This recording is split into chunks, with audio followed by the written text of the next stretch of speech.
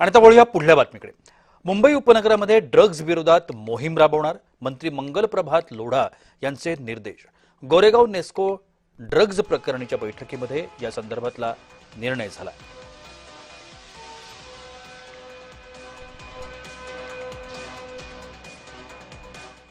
सरकारचे बरोबर जनता हा मुंबईकर सर्व सरकारचे बरोबर राहून करतील।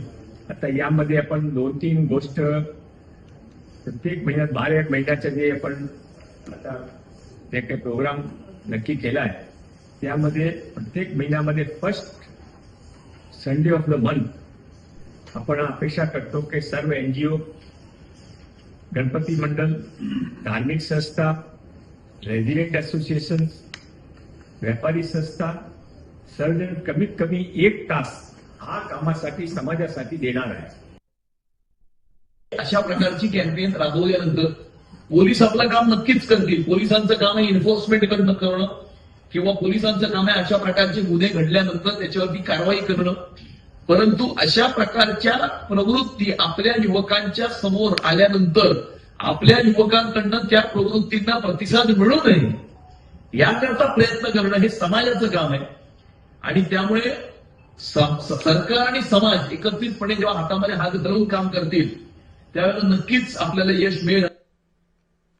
या एकूणच प्रकरणासंदर्भात आणि या बैठकीसंदर्भात अधिक माहिती देत आहेत आमचे प्रतिनिधी मनोज दयाळकर।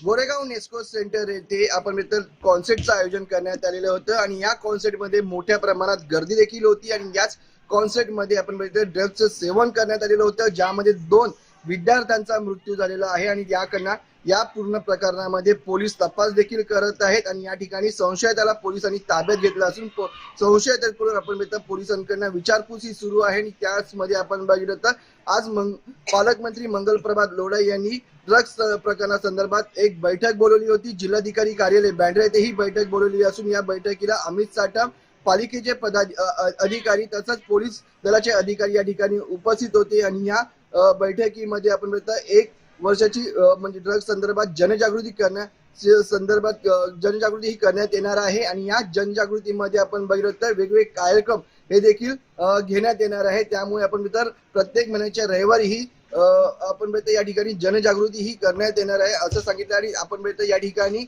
मंगल प्रभात लोढा यांनी मुख्यमंत्री देवेंद्र फडणवीस यांची देखील भेट घेतलेली होती आणि संपूर्ण हे जनजागृती संदर्भात त्यांनी सांगितलं होतं आणि या ठिकाणी मुख्यमंत्री देवेंद्र फडणवीस यांनी देखील मंजुरी दिली असून या बैठकीमध्ये आपण जनजागृती संदर्भात या ठिकाणी सांगण्यात आलेला आहे। तसंच जो ड्रग्ज विक्रेता आहे त्यावरती देखील जो आता सापडेल त्याच्यावरती मोठ्यात मोठी कारवाई या ठिकाणी करण्यात येतील आणि संपूर्ण या ठिकाणी मुळापर्यंत जाऊन जो कोणी ड्रग्ज या ठिकाणी पेडलर आहे त्यांची देखील चौकशी पूर्ण करून पोलीस तपास घेणार आहे।